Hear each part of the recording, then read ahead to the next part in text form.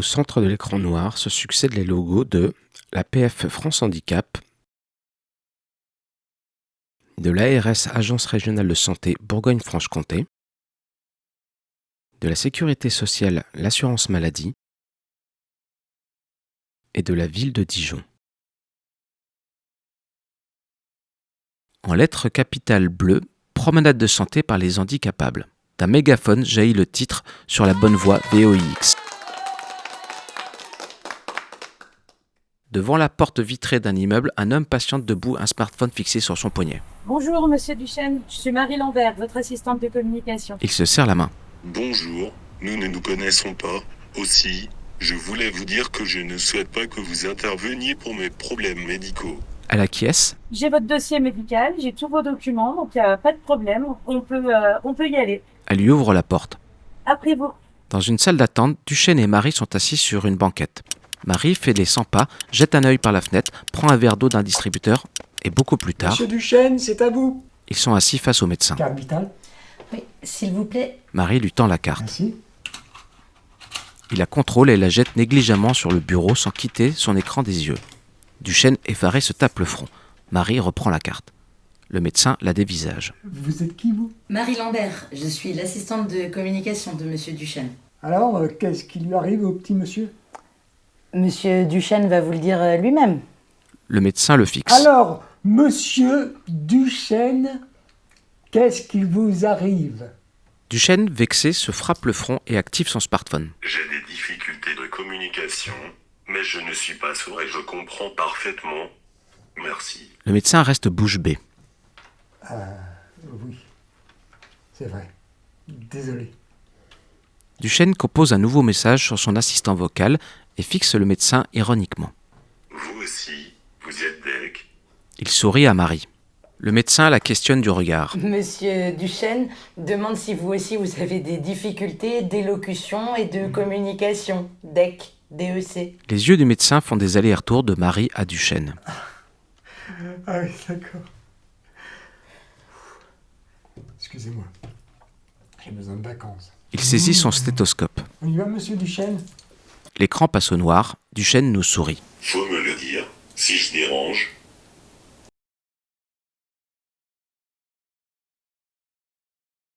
Pas à pas s'écrit en rose fluo. Dans une chambre d'hôpital, un homme tétraplégique est assis dans un fauteuil roulant face à une jeune femme blonde. Je suis heureux de te voir. Moi aussi, tu m'as beaucoup manqué. Sa nuque est maintenue par un appui-tête. Moi aussi, tu m'as très beaucoup manqué. Il lui sourit. Elle est assise sur le lit près du fauteuil. J'ai quelque chose à te dire. Oui, je t'écoute, dis-moi. Elle le considère avec attention. Un infirmier surgit dans la chambre. Je prends votre drap. Merci. Au revoir, monsieur. Il sort. J'ai quelque chose d'important à te dire.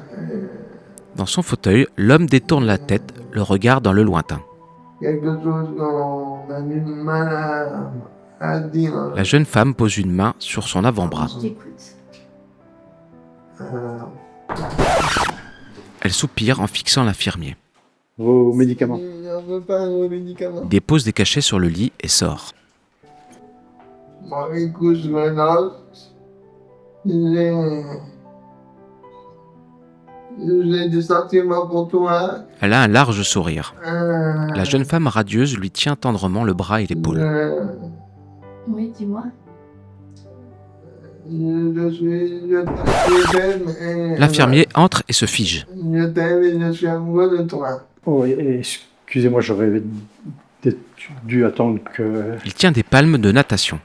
Il les abandonne sur le lit et sort. La jeune femme, contrariée, fixe la porte de la chambre. Son regard revient sur l'homme qui s'est assoupi. L'écran vire au rose. Dans son fauteuil face à nous, l'homme arbore joyeusement les palmes croisées sur sa poitrine. Pour me le dire s'il me dérange.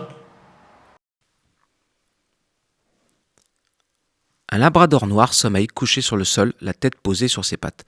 En lettres blanches, soignons le regard. Assis au pied de sa maîtresse, le chien s'interroge. Bon, j'espère que Soumia m'emmène au parc. J'ai envie de voir César. Il est tellement beau. Soumia et son chien marchent sur un trottoir ensoleillé. Elle a glissé sa canne blanche sous l'aisselle droite. Une laisse relie sa main droite au collier du chien et sa main gauche tient l'arceau de guidage. Elle a la cinquantaine et porte un pantalon rose et un pull assorti. Elle dépasse l'entrée d'un hôpital. Au bout du trottoir, elle s'arrête devant un passage piéton. Une voiture marque un court arrêt et redémarre. Soumia traverse la rue et s'engage dans un passage bordé d'une haute grille métallique. Elle traverse un parking arboré. Bon, je crois que nous sommes perdus. On va où, Soumia? Elle arrive à hauteur d'un homme mûr et d'une jeune femme en blouse blanche, debout sur le trottoir pour leur temps de pause. Ah bah ouais, mais écoute, je les supporte plus, et ça braille, et ça... Non, je suis tranquille. Bonjour, messieurs, dames. Bonjour, madame. Vous pouvez m'indiquer le service hématologie, s'il vous plaît? Alors, le service hématologie, il faut aller dans cette direction. Pourquoi il me sur parle, 100 mètres. lui? Ensuite, il faut tourner à droite. L'homme est accroupi devant le chien. Et puis là, tu verras l'entrée du service hématologie. Et l'accueil, il est à droite. Monsieur, s'il vous plaît, mon chien, il parle que labrador. Oui, Il pardon. faut expliquer à moi. Oui, moi, pardon. je lui explique. Désolé. C'est pas grave. Bonne journée, monsieur, dames. Au revoir. Bonne journée à vous. Merci. Au revoir. Bonne Merci, journée, au au revoir. revoir. Au revoir. Soumia et son chien rebroussent chemin. De droit. La jeune femme s'amuse de son collègue. Bon, ouais. Écran noir, le chien est tête basse. Il faut me le dire si je dérange. Avec le temps, en lettres blanches sur un carton noir tremblotant la façon des vieux films muets, en noir et blanc. Dans un living sobrement meublé, une femme est assise face à nous devant un clavier d'ordinateur. Elle patiente au téléphone. Un fauteuil roulant est présent au fond de la pièce près de l'entrée. La femme obtient sa communication. Un nouveau carton apparaît à l'écran. Allô, société de transport, je voudrais un minibus pour être à 14h précise à la pharmacie Dupont. La communication se poursuit. Vendredi de la semaine prochaine, départ à 13h30 précise de chez moi. Non, j'ai d'autres rendez-vous après, merci. La femme souriante met fin à la conversation et raccroche. Elle a le visage rond et porte des lunettes, ses cheveux sont tirés vers l'arrière. Le vendredi suivant. La femme est assise face à un miroir posé sur la table, elle porte une blouse élégante. Dring. Elle répond au téléphone. Bonjour, le bus passera vous prendre à 12h30 au lieu de 13h30. Elle soupire contrariée. Mais c'est beaucoup trop tôt, je vais arriver 1 heure à l'avance. Elle raccroche le combiné avec humeur. Vendredi 12h30. La femme est postée au coin d'une rue, attachée dans son fauteuil roulant. Elle fait un signe de la main. Plus tard, le plateau mobile d'un minibus la dépose sur le sol. Elle effectue une courte manœuvre pour se glisser sur la chaussée et poursuit son chemin en ville. Un grand sac en tissu fleuri, un châle et un sac à main sont attachés à l'arrière de son fauteuil motorisé. Elle atteint la pharmacie. Un panneau mural la renseigne. Pharmacie Dupont du lundi au vendredi de 8h30 à midi et de 14h à 19h. Elle consulte sa montre. 12h50. Elle jette à nouveau un regard à l'horaire, résignée. Dos au volet clos de la pharmacie, elle consulte son smartphone et a une moue de dépit. Le tonnerre gronde au loin. Elle scrute le ciel, inquiète. Soudain, une pluie battante s'abat sur la ville. La jeune femme a revêtu une légère cape de pluie en plastique transparent que le vent agite. Son rimel s'est répandu sur son visage déconfit. En titre, le mot fin. Dans son living, la femme est assise face à nous. Elle fait une moue résignée et lève les yeux au ciel. Sur un carton, faut me le dire si je dérange. l'écran passe au noir. Sous tension, en lettres jaunes entourées de rouge à côté d'une flèche en forme d'éclair. Un homme en fauteuil roulant se présente à un comptoir d'accueil. Son visage dépasse à peine du comptoir. La préposée est face à son ordinateur. S'il vous plaît. Elle redresse la tête sans le voir. S'il vous plaît. Elle émerge derrière son écran. Bonjour. Je suis Monsieur Dupont et j'ai rendez-vous avec le docteur Poirier. Monsieur Dupont. Elle vérifie. Oui, en effet. Avez-vous votre carte vitale, s'il vous plaît? Oui, oui. Il tend sa carte difficilement entre ses mains jointes. Oh, pardon. Pardon. Elle contourne le comptoir et prend la carte. Très bien, merci. Merci. Elle regagne sa place et consulte son agenda. Monsieur Dupont, très bien. Parfait. Vous pouvez passer dans la salle à côté, le docteur va vous recevoir. Merci beaucoup. Dupont s'éloigne à gauche du comptoir.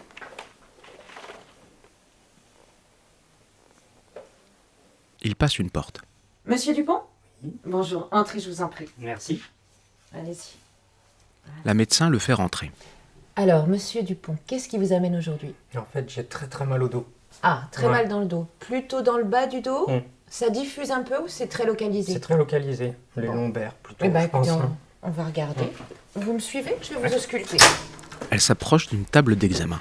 Dupont la rejoint, elle saisit une télécommande et l'actionne. La table descend et monte par à coup. Ah, ben, je crois qu'elle est encore en panne. Excusez-moi, je reviens tout de suite. Elle s'éloigne. Dupont a les bras croisés. Il soupire et lève les yeux au ciel. Il examine distraitement le décor. La médecin revient en trantinant. Je suis vraiment désolée. Elle a 2 petits outils en main. Elle se baisse sous la table. Dupont, effrayé, recule. Divers fragments volent en tous sens. L'image est interrompue. La médecin, cheveux explosés et lunettes de travers, est affalée sur le sol, dos contre le mur. Elle se relève en se cramponnant à la table. Sa blouse est brûlée par endroits. Je suis désolée, mais là... Ah bah là, ça va beaucoup moins bien marcher. Hein. Face à nous, accoudé à la table. Faut le dire si je dérange. L'écran passe au noir. En lettres blanches, parcours d'une. En néon rouge, le mot combattante. Allô, bonjour, je suis bien au cabinet de gynécologie. Oui, madame. Vous prenez de nouvelles patientes? Non, madame, malheureusement. Tant pis, bonne journée, au revoir. Elle est assise à un bureau. Allô, bonjour monsieur, je voudrais savoir si vous prenez de nouvelles patientes. Ah non, désolé, madame. Tant pis, au revoir, bonne journée. Elle pianote sur un téléphone fixe. Allô, bonjour, je suis bien au cabinet de gynécologie. Oui, madame. Allô, bonjour. Non. Allô, bonjour. Ah, non, Allô, bonjour. Malheureusement, c'est pas possible. Elle sourit crispée. Bonne journée, au revoir. Plus tard, elle fait des recherches avec un clavier et une souris d'ordinateur. Bonjour, je voudrais savoir si vous prenez de nouvelles patientes. Ah non, madame. Au revoir, madame. Ah non, madame, malheureusement. Non, madame. Ah non, malheureusement, madame. Elle raccroche coup sur coup. Elle soutient son menton d'une main, le coude posé sur le bureau, découragée. Plus tard. Cabinet de gynécologie, bonjour. Oui, bonjour. Je voudrais savoir si vous prenez de nouvelles patientes. Oui, madame. Ah, super. Je me déplace en fauteuil roulant. Est-ce que vos locaux sont accessibles et est-ce que vous avez une table de consultation adaptée? Non, madame. Ah, dommage. Bonne soirée. Au revoir. Elle enfouit son visage au creux de son bras posé sur le bureau. Elle compose un nouveau numéro. Cabinet de gynécologie, bonjour. Oui, bonjour madame. Je voudrais savoir si vous prenez de nouvelles patientes. Oui, mais ne veut pas le rendez-vous avant 6 mois. Oh ben, tant pis, hein, c'est pas grave. Hein. Par contre, je me déplace en fauteuil roulant. Est-ce que vos locaux sont accessibles et est-ce que vous avez une table de consultation adaptée? Oui, tout à fait, mais c'est un rendez-vous pourquoi? Un suivi gynécologique. Mais cela vous sert à quoi de voir un gynéco? Je comprends pas la question. Vous n'avez pas de rapport et vous ne souhaitez pas avoir un enfant. Mais madame, vous êtes une femme? Ben oui. Vous n'êtes pas médecin? Non. Moi, je vous demande pas si vous avez des rapports sexuels et avec qui et quand. Est-ce que vous avez une MST? Donnez-moi mon rendez-vous, puis arrêtez de me poser des questions idiotes. Hein. Je vous propose le 27 mai à 16h. C'est parfait. Elle raccroche et souriante face à nous. Faut me le dire si je dérange. L'écran passe au noir. En lettres blanches, sous surveillance. Le titre vibre sur fond d'un impact de balle. Un chihuahua affublé d'une étoile de shérif est assis dans un chariot déambulateur poussé par une femme corpulente sur un parking en ville. Une jeune femme roule dans une voiture. Une béquille est accrochée au chariot.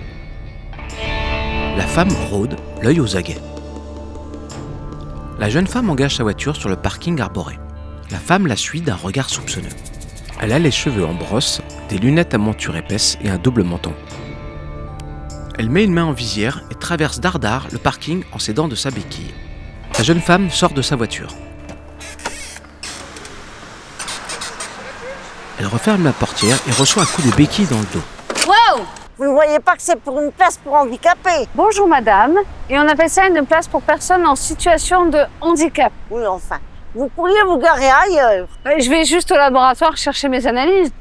Ah oui, c'est ça. Vous allez me dire que vous en avez que pour 5 minutes. Écoutez madame, je suis dans mon droit, je vais vous montrer. Elle présente une carte mobilité inclusion. L'autre s'en empare. C'est la carte de votre grand-mère. Bah non, allez-y, vérifiez. Elle y jette un œil Ah oui, bon. et la lui rend. Ouais, ben pourtant, vous marchez bien. C'est ce qu'on appelle un handicap invisible. C'est un handicap qui se voit pas. Mais ça n'empêche que si j'ai cette carte et que je me gare à cette place, c'est que ça justifie. Faut pas juger les gens comme ça au premier regard. Hein. Je pourrais pas le savoir. La femme rengaine sa béquille dans le chariot. Elle tend les talons et s'éloigne de mauvaise grâce. Face à nous, la jeune femme est accoudée à la portière. Faut me le dire si je dérange. L'écran passe au noir. Les feuilles d'un livre ouvert s'agitent au vent. En titre, bref, il y a l'annuaire de santé. Un service à thé est posé sur un apron.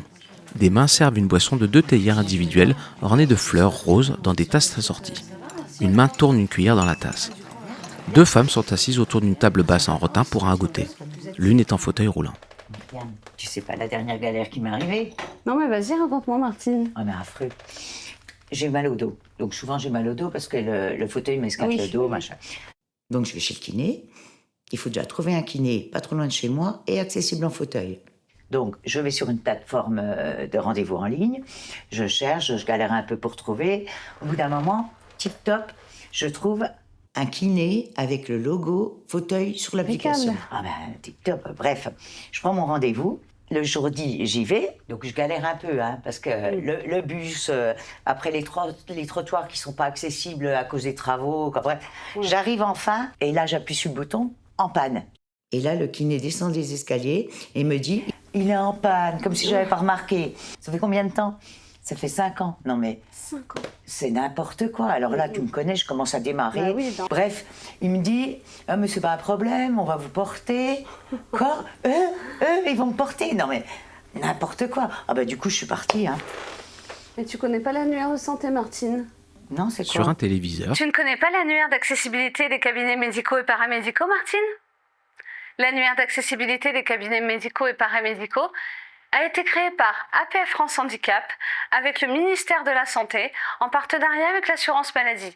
Cet outil vous permet de trouver un professionnel médical en fonction de vos besoins et de votre handicap en vous rendant sur santé.fr. face à nous, la femme en fauteuil à côté de l'ascenseur en panne. Non mais faut me le dire si je dérange. Hein. La troupe des handicapables de la délégation départementale APF France Handicap 21 vous a présenté Promenade de santé, qui n'en est pas vraiment une. Ce film de sensibilisation met en scène avec humour des anecdotes vécues au quotidien par les personnes à besoins spécifiques dans leur parcours d'accès à la santé. Promenade de santé. Avec les handicapables Martine Queneau, Jean-François Montigny, Jocelyne Noir, Laure Noireau, Christophe Noireau, Christophe Thomas et Gauthier Pataille. Scénario, Thierry Muser, Martine Queneau, Laure Noireau, Jean-François Montigny. Réalisation, images et son, Édouard Barra et Jean-Didier Motelier. La troupe des handicapables et l'APF France Handicap 21 remercient l'ARS-BFC, la CPM 21, la ville de Dijon. Audio-description écrite par Véronique Ververt et Jean-Claude De Wint. Voix Édouard Barra. Supervision déficient visuel Dominique Bertuca. Les acteurs et actrices et l'équipe technique posent pour la photo sourire aux lèvres sur les différents lieux de tournage. Sur le parking sous surveillance, dans les coulisses d'un salon de thé, autour de la table d'examen, en bas d'une volée d'escalier devant la porte de l'ascenseur en panne, à côté de la salle d'attente du centre de santé, dans la chambre d'hôpital avec les palmes, dans le hall d'accueil du médecin, devant l'entrée du centre hospitalier avec le Labrador, dans la rue devant la pharmacie.